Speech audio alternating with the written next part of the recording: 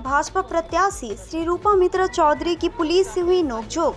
मंगलवार को दक्षिण मालदा से भाजपा प्रत्याशी श्री रूपा मित्रा चौधरी की पुलिस से नोकझोंक हो गई।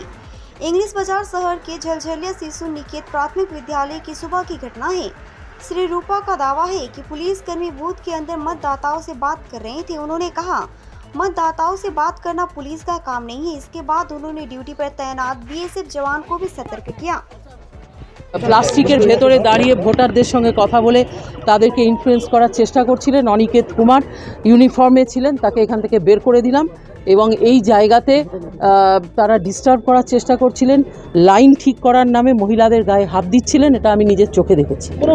কি অভিযোগ রয়েছে আপনার এই বুথের ক্ষেত্রে? না, এই বুথে আমি ছুটে এসেছিলাম। আমাদের একজন বিজেপির মহিলা পোলিং এজেন্ট, তাকে ডিউটি দেওয়া হয় এখানে, এবং তিনি এখানে যখন উপস্থিত হন এখানকার বাইরে যারা দুষ্কৃতীরা ছিলেন তাকে ধাক্কা দিয়ে বের করে দেয় এবং সে এখানে বসতে পারেননি। তিনি কিছুটা দূরে গিয়ে দাঁড়িয়েছিলেন।